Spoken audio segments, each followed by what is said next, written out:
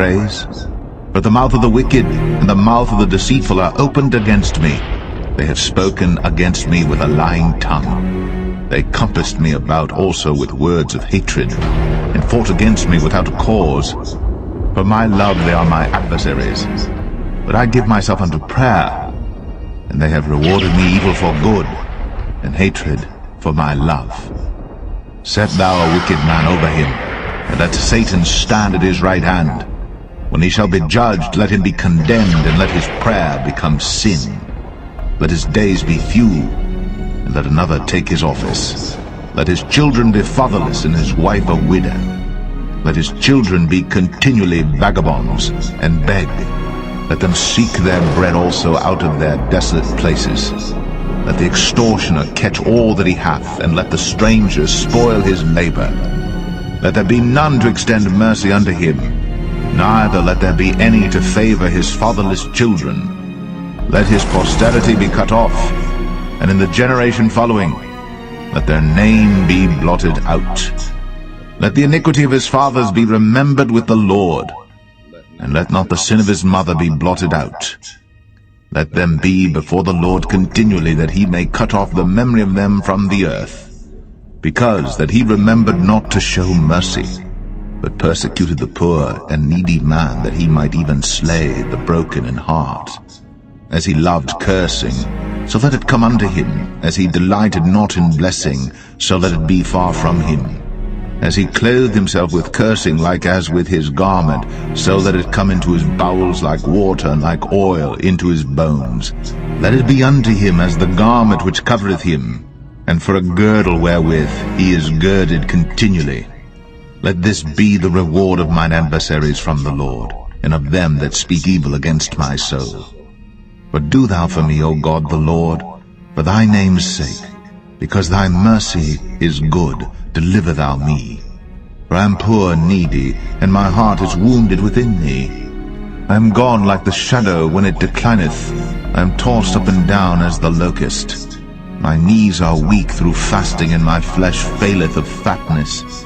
I became also a reproach unto them. When they looked upon me, they shaked their heads. Help me, O Lord my God, O save me according to thy mercy, that they may know that this is thy hand, that thou, Lord, hast done it. Let them curse, but bless thou. When they arise, let them be ashamed, but let thy servant rejoice. Let mine adversaries be clothed with shame, and let them cover themselves with their own confusion as with a mantle. I will greatly praise the Lord with my mouth, yea, I will praise him among the multitude. For he shall stand at the right hand of the poor, to save him from those that condemn his soul.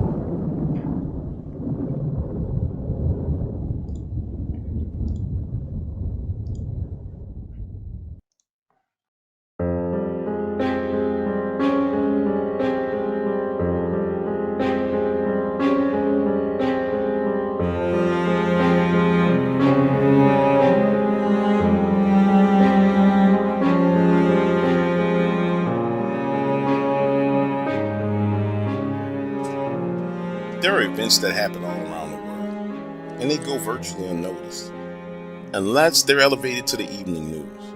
Matter of fact, most people around the entire globe have no idea, no clue as to the ever-present danger that surrounds them. Sure, by now you're listening to things about the war on the news, other information about vaccines and their effects that they're having on the human body. Soon you'll learn about the vaccines being in the food and the water, and it'll all come out. If the average individual paid close attention to what was going on all over the world, you would see the battle of good and evil playing itself out on the world stage. As for us, truthfully, at this point, I wish we could go back to the beach in Ibiza, to those carefree days of living. However, those days are long gone, and I know now that they'll never return. So much has happened in the past 5 years. Frankly, it might have been easier to kill myself than to face what we were going through and the things that I'm about to share with you. Look, frankly, there's no easy way to pick up where we left off because so much time has passed. So I'm just going to start telling you everything. If you recall, the war between Roosevelt and Sorkin started slowly. and escalated tick for tack. I remember getting a call from Prusevich's private assistant. While in the middle of that conversation with her, I hear this alarm go off in the background. Then you hear some kind of tussle, and the phone hangs up. And from that moment on, it was like we were shot out of a cannon. These series of events happened. Many of them planned, some of them unplanned. It was the proverbial shit hitting the fan, and at that point in time, all you could do is duck and dodge because it was coming from every angle. That next day, we get a call from Rusevich. He was sending a plane for me and Roger. Now, while all of this was going on, we were still deciding what we were going to do with Lily, the pregnant woman, and her child. And if that wasn't enough, Chef was dealing with his sister and the fallout from that situation, which was only getting worse day by day. And then there was Scissors, our friend, our brother, who was in the process of going off the reservation. And when I say off the reservation, I mean way off the reservation. He had gone into what we later learned to call the Valley of Darkness, a place where men go to die, a place where their souls go to die and never return. And I need you to understand something. When a living man kills his own soul, there is nothing there. I mean, absolutely nothing left. He's possessed by pain. And it's that pain inside of him that wants to inflict pain on anyone and anything. The following day, Rusevich arrives in his jet, picks up Roger and I. And I need you to understand something. Boarding his private jet was different than flying on our cargo plane. It felt regal.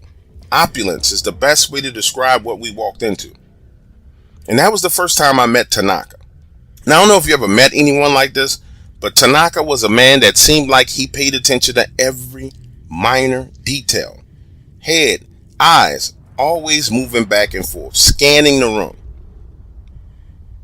He was lean and muscular with a scar on his face that went directly across the corner of his right eye.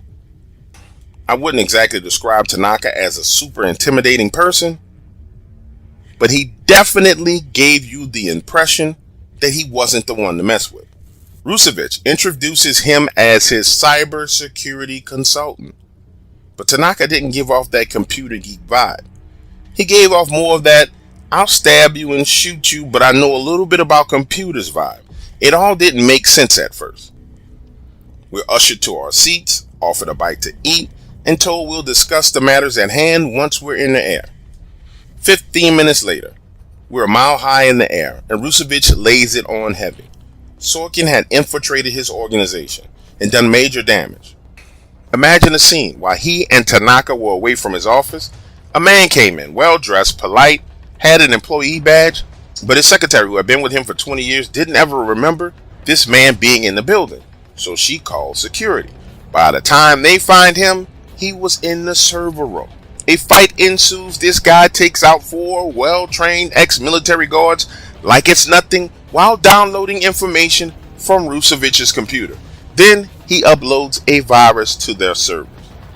Tanaka cuts Rusevich off, saying, "It was a custom adaptation to the original emote virus that lays dormant in the system for days, that slowly affects and monitors all computers, then relays information back to a host server." According to Tanaka, he'd been working for days trying to figure out where the information was going, and he had finally tracked it back to the source. "So why are we here?" Roger asks. He says, "Because I trust Tanaka and I trust you. Someone on the inside of my organization knew about this. Our systems are flawless. Wouldn't you agree, Tanaka? Top security. Someone inside had to help. The problem was Rusevich hadn't hired anybody new to the top level of his organization in 4 years."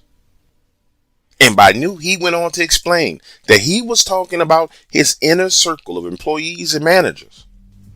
"So we're talking about someone in your organization who's been blackmailed, right?" His reply, "It doesn't matter. I don't give a damn where it came from. What matters is we stop them from stealing information from us." "Why don't you just shut the whole damn thing down? Scrap it all." As those words are coming out of my mouth, the two of them begin to laugh. "Shut the system down." Really, shut the system down. Our main system is connected to our entire organization. 48 companies, Steve. There's no way to do that. Should I just shut down a connection to every company? Do you know what kind of havoc that would unleash? Do you know what kind of money I would lose if we did that? Tanaka cuts in, explaining that the virus is designed to delete everything if we shut down the servers. He tells us that he's analyzed it over the past couple of days, and the only way to deal with it is at the source. And it just so happened that that source was in Krasnodar, Russia, an organization called the Black Box. Hold on for a second, let me get this straight, Roger says. You want us to do exactly what? Help Tanaka in Russia? Rusevich stands up from his seat and begins to pace up and down the floor. And I can't tell you for sure if this was fear that he was projecting with these next words, or if it was just the fact that he was completely overwhelmed with everything that was going on. But he says, this is Sorkin we're dealing with here. Sorkin. You know as well as I know that his hands are in everything. I need you and your team to go with Tanaka. I can trust you and your team. I can't trust anybody else with this. I can't outsource this. Meanwhile, while we're on the plane with Rusevich, unbeknownst to us at this time, Chef and Kid were dealing with an expert trap laid by Sorkin himself. You see, after calling the police upon the discovery of his missing sister and kids, Chef was not only perplexed, but he wanted blood. Kid was doing everything in his power to calm him down. But as the police questioned him, he began to lose it. So, you just came back in town and found the back door open and discovered the place like this? Chef, out of aggravation, replied, and if you're suggesting I killed my sister and her kids, then waited for the blood to dry on the steps before deciding to call the police for help, then you're as dumb as you look. And from there, the situation only got worse when Chef's ID was run. Somehow in the system, it came back saying that he was on the terrorist watch list. That led to an argument with him being detained, but when they ran Kid's ID, nothing came up. However, under the circumstances, he was taken into custody as well. So while we're in the air, the two of them were being arrested. And this is where it really gets bad. In the middle of that night, Chef is taken from the holding cell and escorted into a room for interrogation. Not by the local police, but by Homeland Security. And guess what this guy was asking him about? He questioned him for hours about our trip to Russia, why we were in the region, and trying to get information about the explosion. When he didn't get an answer, that's when he started to beat Chef. And as Chef was taking that butt whooping, Kid was growing increasingly worried back in his holding cell, wondering what the hell was going on.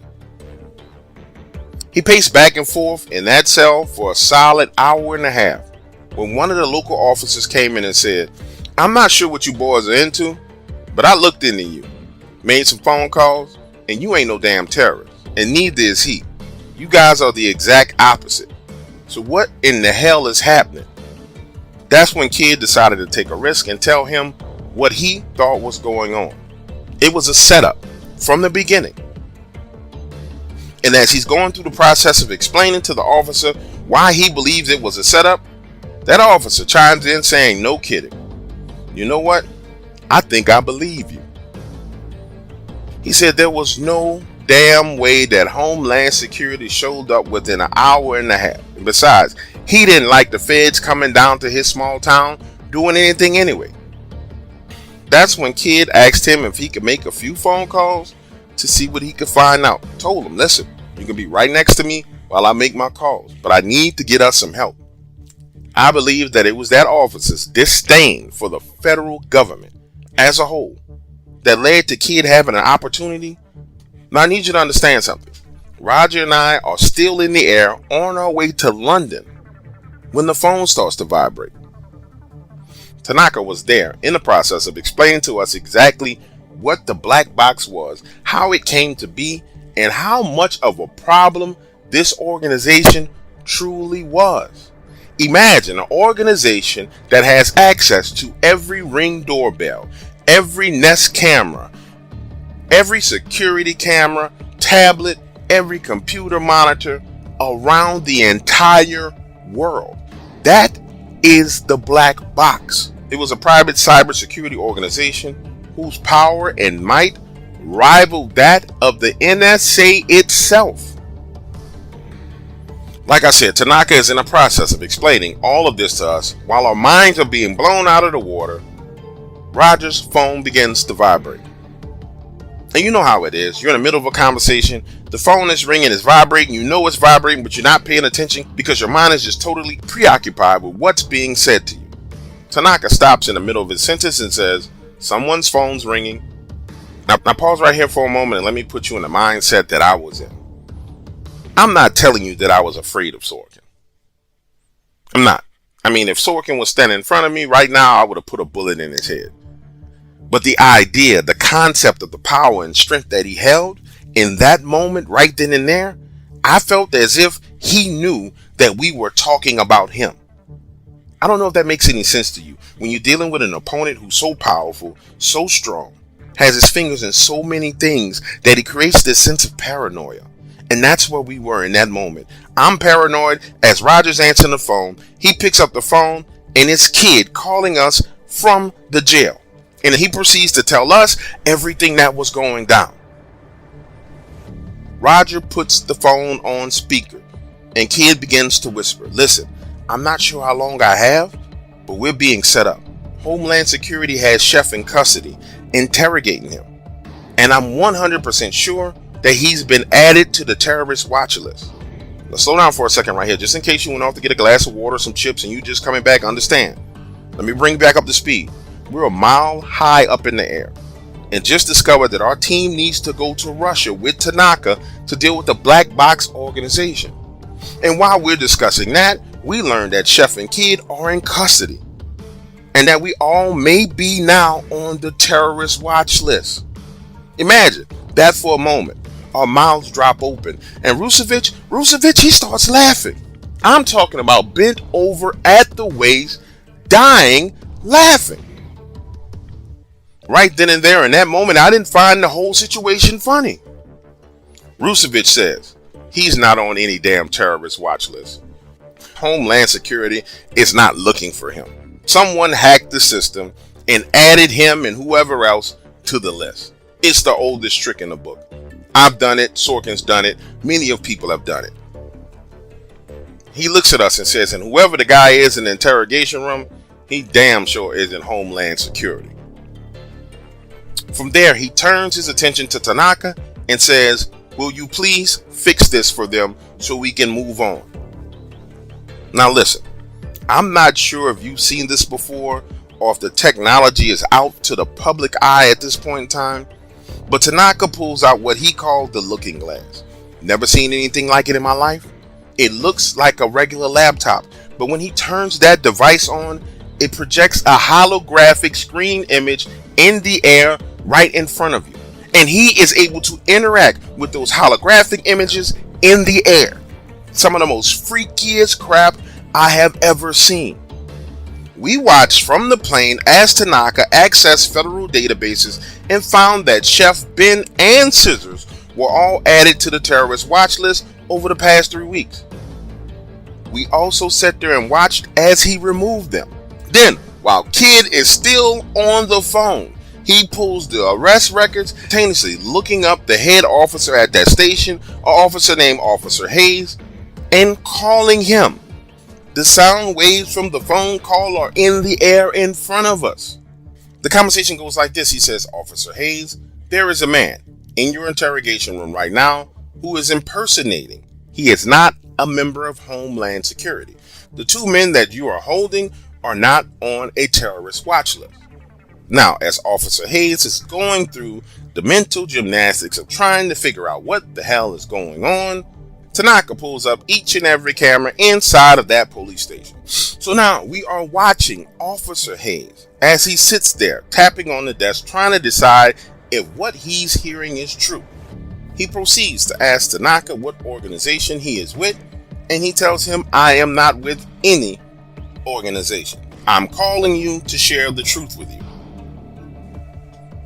As this conversation is going on, he is running facial recognition inside the interrogation room on the man who is standing there.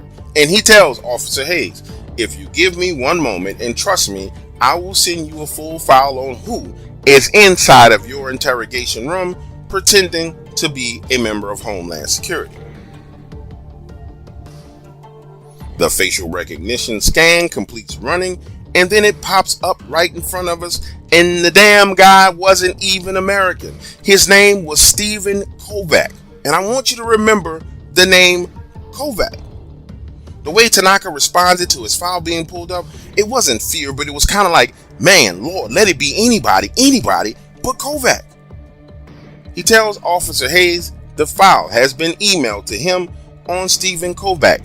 Meanwhile, Roger and I are looking at the file on the screen. He was born in Montenegro, an A&B agent. His father was a former intelligence agent. His mother died at birth. And the thing that stood out to me the most was the blinking red words that said that this man was extremely dangerous. Now pause. Let me say this to you. In the field that we work in, and in the people that we deal with, they don't use words like killer. They use words like dangerous. And the reason why they use the word dangerous is because when a man is dangerous, it doesn't matter the situation he's in. You can give a dangerous man a can of Coca-Cola and he will make a bomb out of it. You can give a dangerous man a plastic butter knife and a plastic straw and he's going to find a way to kill you with it. And I need you guys to understand this. This is the type of danger that we're talking about when we're talking about Stephen Kovac. Tanaka goes on to explain to Officer Hayes. He says, listen, this guy is extremely well trained and very, very dangerous. Here's how I think you should proceed. If I were you, I would go to the cell and let the other gentleman that you were holding out of that cell, you and every officer that you have, including him, should go and confront him. And even with you guys outnumbering him with size and force, it's still a chance that Kovac can get out of there alive. Officer Hayes now has the file open on his computer, and he proceeds to tell Tanaka that him and his officers will deal with it. Again, Tanaka reiterates to him, Officer Hayes, I need you to understand that this man is extremely dangerous. However, Officer Hayes politely says thank you and hangs up the phone. We sit there and watch on the cameras as Officer Hayes tiptoes around the office and gathers 5 more officers, talking to each one of them. They arm up, stack up, and then rush into the interrogation room where Chef is being held with their guns drawn, and guess what? Kovac didn't even flinch. Now, for some reason, we didn't have full audio in this room, but what happened next was some straight up movie type. Listen. One of those officers goes to handcuff Kovac, and we're watching as he lets that officer get close enough to him, grab his left arm. And don't get me wrong, I don't fault these officers in one bit. This level of training is a level that they will never get. If you train, then you've seen the Cavalier move 1,000 times. It's basically an Israeli military gun disarmament. However, what we witnessed this man do was terrifying. Because in a split second, he had taken that gun and twisted the officer's body to the point where he had one foot up in the air, using his entire body laid across him for cover. Imagine looking at this on camera. You can see the panic on their faces. And you can tell by their body language that they were intimidated by that one move. Now, Kovac is trying to maneuver himself out of that room. They're shouting and screaming. Officer Hayes, now realizing that he stepped into some stuff that he shouldn't have been messing with, leaves to go get Kid from the holding cell. At this point in time, it's effectively 1-on-4, and then the lights go out and the entire building. Again, we didn't have any sound, but we were able to pick up just a little bit of the sound from the room outside. And to me, it sounded like a whole bunch of people getting their asses whipped. Now get this, when the lights do come back on, those guys are laid out on the floor all over the place. In walks Officer Hayes with Kid. We're sitting there watching all of this play out when this giant black box starts to spin on a holographic screen. Then that box opens and it has a message directly for Tanaka, taunting him. Day late, dollar short again. Listen when I say you should have seen the anger and rage come across Tanaka's face. He shuts that damn looking glass off, gets up and walks into the bathroom. Rusevich stands up, walks over to the bathroom door and says, calm down, Tanaka. Relax. Stop letting these guys press your buttons. The problem is solved for now. Always looking forward, my friend, never looking backwards. We're always looking forward. Rusevich breaks into this long motivational speech. And honestly, I don't know if it was because he was drunk off his ass from all the drinking he was doing, or because he felt like we really needed the motivation. But he goes on to tell us that when you're in a war, a long protracted war like this, there's going to be battles that you lose. There's going to be little skirmishes that you lose. But at the end of the day, gentlemen, we are going to win this war against Sorkin. He's standing there with this look of determination in his eyes. And me, frankly, I'm just trying to figure out what the hell is going on at this point. Talk about feeling overwhelmed. I've never felt that overwhelmed in my life. We got Sorkin putting my friends on terrorist watch lists, them getting arrested, fake Homeland Security officers torturing them. What the hell? Now looking back on it, part of me wants to say that Rusevich had so much money that it was like a game of chess to him. And to this day, I really do feel that way. Like I was a part of this gigantic chess match being played by two chess masters, one from the side of light, the other from the side of dark, and they didn't care who they threw up against each other to accomplish their goals, but they were going to accomplish their goals. And I started to get confirmation of my feelings when Tanaka finally came out of the restroom. Because Rusevich goes on to the next part of his motivational speech saying, there's always setbacks, always wrinkles. There will always be defeats. It's all baked into the way the universe was created. God designed it all that way. The built-in challenge, the ability to make decisions, and the ability to pay consequences. That's how this game of life is designed.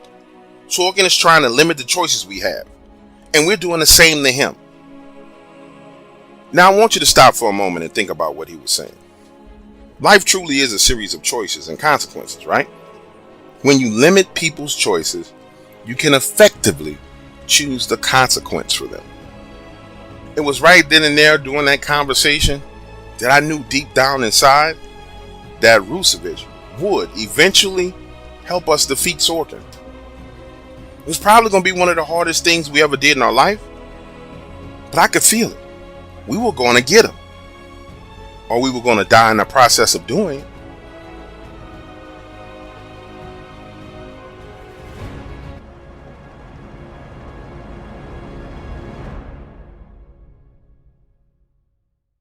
Meanwhile, Ben had been doing his best to keep tabs on Scissors. However, a man with his skills disappears and reappears in normal society at will. It wasn't until Ben heard from one of his contacts, Gideon Stern, that he realized Scissors was way off the deep end. Gideon, an Israeli intelligence officer, had a vast network of connections in the world of private military contractors, PMCs. Gideon told Ben that Scissors had been taking jobs, and things weren't going too well. He had become so unpredictable and brutal that no one would hire him again under any circumstances. Gideon explained that on Scissors' last deployment, he missed his extract on purpose, and when they used satellites to find him, he had taken a man hostage, tied up with his arms and legs hooked to two horses, and was torturing and killing him. Ben said he could tell Gideon was grieved when he told him this. He said, Ben, these are very bad people. You and I both know that. But they're still humans. We don't do that kind of stuff. I came to you because Scissors is your friend. But we're going to put him down. Then Gideon went on to explain some of the other stuff that Scissors had been doing. Injecting people on the subways with drugs that gave them a heart attack within 72 hours. Also, he had left a trail of dead prostitutes. Ben, Scissors is gone. I wanted to give you an option. You can deal with him, or we can.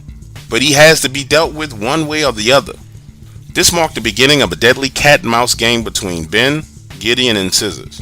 Three extremely dangerous men. If only we had known the true extent of Scissors' condition, we might have been able to prevent the tragedy that was about to unfold.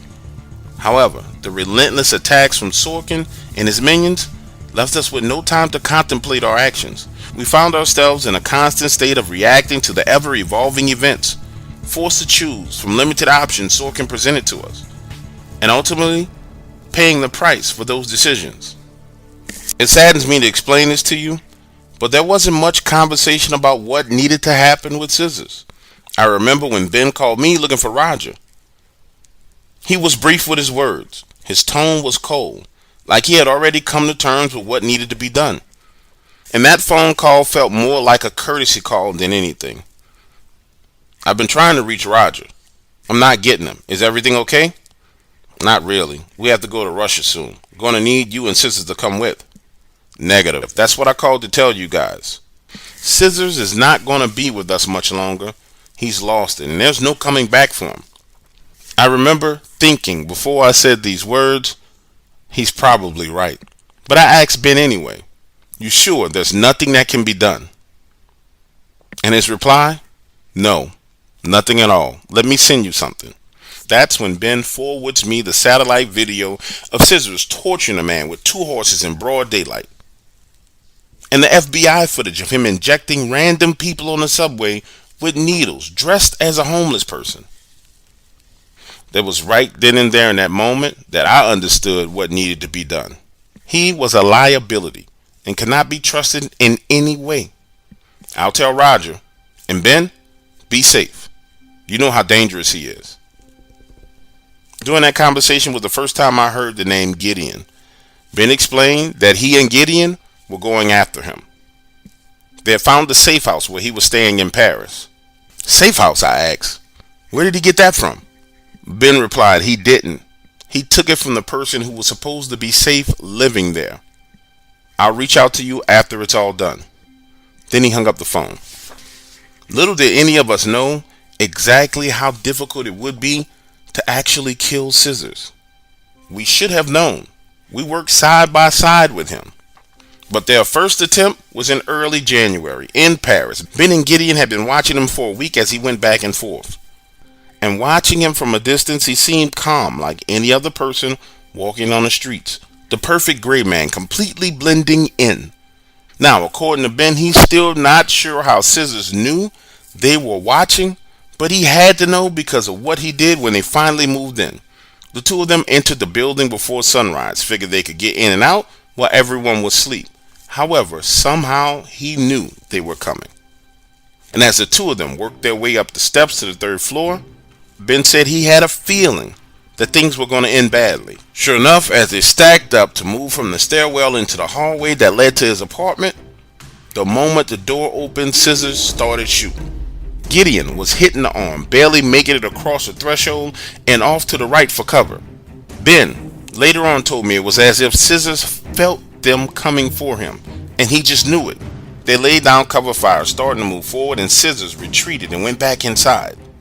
As they positioned themselves outside of that apartment door, Ben looked at Gideon and said, man, this just doesn't feel right. He had us pinned down in the hallway. Why would he let us come to this door? This is not right.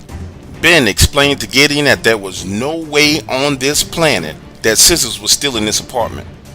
And the only thing that could possibly be behind that door was death. So the two of them headed back towards the steps, and no sooner than they got to the stairwell, they heard someone below heading out the door. Now they're racing to catch up, jumping down flights of stairs and exiting out to the street. Looking left, looking right, he's gone. For a split second, they thought they had lost him until he stepped out of the shadows about 50 yards away and screamed, Ben, I knew they would come for me, but you came? I could have killed you, Ben, but I didn't. Go home. Let me have some fun. Then he raises his hand in the air and boom. The building that they just exited explodes. Glass shatters, debris falls, their ears are ringing and pounding as they stumble forward, dodging debris. Now, above all the ringing and the noise, Ben could hear Scissors screaming at the top of his lungs. You should be dead, Ben. You should be dead. Remember, you should be dead. It took Gideon and Ben a few minutes to be able to walk straight. And when they finally got the wits about themselves, turned and looked at the building, It was a horrific sight. Their first confrontation with Scissors had ended in destruction, and it was now clear to both of them that they had no choice but to take him out. There was no turning back. Pause right here for a moment in the story and let me say this to you. I'm doing my best to tell you all of these events in chronological order, but I need you to understand there were so many things happening around us all at the same time that it created this haze around your mind. Some things I know that I've completely forgotten about. Other things are just as clear and crisp as if they were happening right now in this moment. But a few days after we were with Tanaka and Rusevich, Scissors calls Roger and says, "Do you want me dead too? Ben is hunting me down. I thought we were all friends." With anger in his voice, Scissors says, "So this is the thanks I get?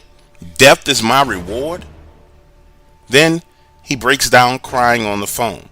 Seconds later, he's laughing. Scissors is having a full mental breakdown.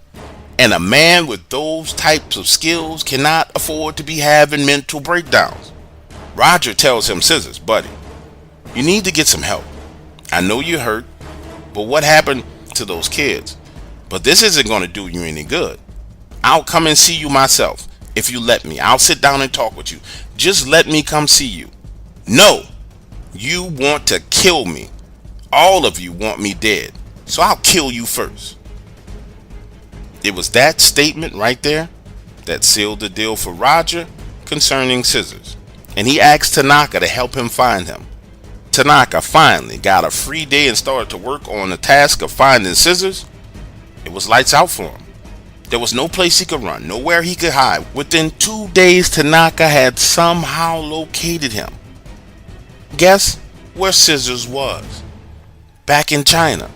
I remember this all very distinctly because we discussed if there was any other way to help him. Gideon joined for this video call as well, and Roger wanted to be sure there was no alternative, no hole we could just have him locked up in, no prison cell, no underground cell. However, Gideon made a great point when he told this story. He said that when he was a kid, his parents had a vicious dog. It was protective, loving, but at the same, the dog was crazy. When their dog bit a kid up the street, his father didn't like it. His father didn't like it at all. He punished the dog. But when that dog turned and bit Gideon's little sister, his father took it out back and shot it in the head. Gideon goes on to explain, "My father shooting that dog in the head had nothing to do with how he felt about the dog. In fact, he loved that dog. But it had everything to do with the reality of its animalistic nature." We learn from Gideon the true history of Scissors and why there was no choice but to take his life. Gideon reading from classified documents on Scissors. Background: Farid al-Masar carries the weight of his ancestry on his shoulders. Farid's childhood was a dark tapestry woven with threads of violence and abuse. His family had been steeped in a long lineage of soldiers and warriors, also become entangled in criminal activity. Scissors' father and older brothers often beat and molested him, leaving deep physical and emotional scars. Despite all of that he went through, he traveled to Egypt and studied at the University of Cairo. And it was there at the University of Cairo where he was first approached by the Mossad. Then Gideon went on to his mission profile. Aged 20 to 24, Scissors spent the majority of his time developing expertise in surveillance and reconnaissance, where he was going undercover gathering information on terrorist organizations in the Middle East. It was during these early missions where he really stood out. Then, at age 25, Scissors single-handedly infiltrated a group of Al-Qaeda agents in Egypt. Their plan was to pull off a series of bombings inside of Israel. And he single-handedly neutralized that entire cell. 2 years after that, they put him in Lebanon where he infiltrated Hezbollah. While on that mission, he assassinated 2 high-value targets inside of Hezbollah. And nobody figured out it was him that did it. According to Gideon, Scissors single-handedly handed Hezbollah one of the greatest setbacks they had ever experienced. Now pause right here, let me say something to you. We all knew Scissors through Ben. And to be clear with you, we knew Scissors was a badass, but we had no clue how much of a badass he was.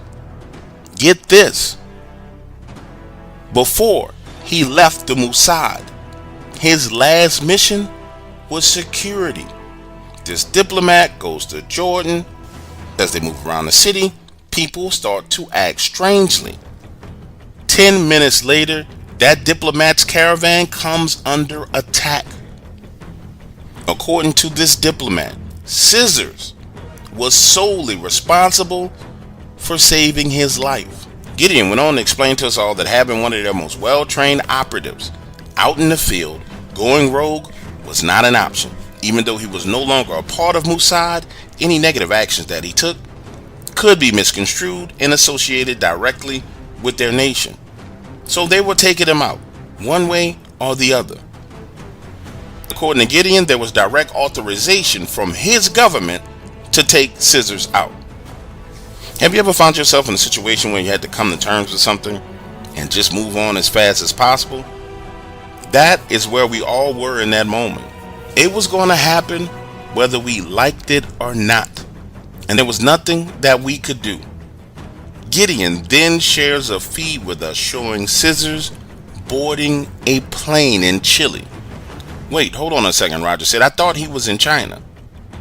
That's what he wanted you guys to think. In actuality, he's in Chile. We watched as that plane took off, and then the engines exploded. I'm speaking for myself and myself only. I can't tell you how anyone else felt in that moment, but as we watched Scissors' plane crash, I couldn't help but remember everything that we've been through. It was one of the most surreal moments I've ever had in my life, and it constantly replays over and over at night when I'm asleep. We watched him die, and then the conversation turned right back to Sorkin.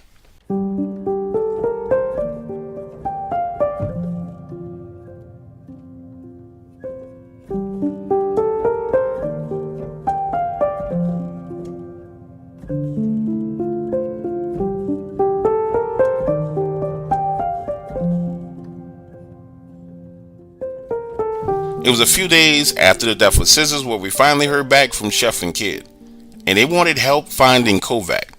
The police were looking for him as well. Those two wanted to get to him before they did, and the only person that I knew that had the skills to track down Kovac was Tanaka.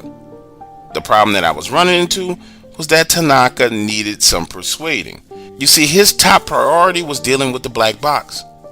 So when I reached out to him and told him what was going on, he said, listen, I understand that your friends want to find this guy, but at the end of the day, we need to deploy to Russia and take care of the black box. That's when I had to break it down for him and say, listen, Tanaka, we operate as a team, and if one of our teammates is in danger, nobody's going to move. The sooner we resolve this issue, the sooner we can deal with the problems in Russia. Will you please help us resolve this issue so we can move forward? Like I said, it took a little bit of persuading, but finally Tanaka reached out to Chef and Kid. Now stop right here for a moment and let me say this. The technology should be rolling out now into public's eyes, showing you what government and wealthy private interests have access to. I want to be clear with you. What you are seeing right now is nothing compared to what Tanaka had access to. Facial recognition technology, combined with access to every airport, bus, train, rental car, both real-time data and 7 days prior. He tracked Kovac across red light cameras, ring doorbells, commercial building security systems, to a private airport and on board a flight to London. Then, with the use of AI technology, he narrowed down the aliases that Kovac was using and found the hotel he booked himself into in downtown London. While simultaneously doing that, Tanaka's AI that he called Athena was processing the fastest route for Chef and Kid to get to his location while simultaneously problems and issues that delayed and stifled his actions while he was in London. A series of what seemed like random events that limited his mobility, from his room key not working to his room getting cleaned and all of his stuff being taken downstairs and locked in the office safe, while simultaneously changing the schedule in the system to where a night manager who would have had the only key was given the day off, effectively leaving him with no access to his room and only the cash he had on hand. Now get this, we received constant updates on his location, where he went, who he met with, and the craziest thing about it all was Kovac was not carrying a cell phone. He was being tracked by the microchips inside the cash that he was carrying in his pocket. Yes, his money was being traced in real time. And on top of that, the people of interest whom he had been in contact were being tracked by various means as well. Some of them were being tracked by nanoparticles in their bloodstreams, while others were being tracked by their credit cards and debit cards. Every time I received an update from Tanaka, it was more and more terrifying. As quickly I came to learn that there is no such thing as privacy anymore. When Chef and Kid finally reached London, I was with Ben, Roger, and Rusevich, and Tanaka and his AI were in full control of the mission. I need you to understand something. Athena, the AI, devised the plan for the two of them to wait for Kovac in his hotel room, led them straight to the door, unlocked it, then turned on that TV inside the room and gave them a real-time live feed of all of his movements. There was only one stop that Kovac made that was of any real interest. This was at a coffee shop where he met a man, his face being run through the system, and it came back as Vincent Blackthorne. Never heard of the guy, because I had never heard of the guy. Born 1975 in the East End of London. By his early 30s, Vincent had established himself as one of the most prominent crime bosses in London, controlled a vast network of illegal operations throughout the city. Over time, his criminal empire caught the attention of every government agency. However, instead of those agencies deciding to take him down and stop him, they found it more advantageous to work with him. Vincent had access to valuable information, resources, and connections that could prove useful in their covert operations. Now get this, in exchange for Vincent working with them, he got a few concessions: reduced surveillance, every now and then legal immunity, and in exchange for Vincent being allowed to run amok and do whatever the hell he wanted to whenever they needed his assistance to fight against terrorism or international crime syndicate or any other threat that the government itself deemed serious, he had to do it. Understand the situation. Kovac is sitting there having coffee with an underground crime boss who worked with the government. Vincent goes on to begin questioning Kovac if he had gotten any information on the whereabouts of Lily. Now pause right here for a moment. Let me bring you up to speed. If you don't know who Lily is, I don't blame you, because back then we didn't have a name for her. She just so happened to catch a ride with us leaving that underground base in China.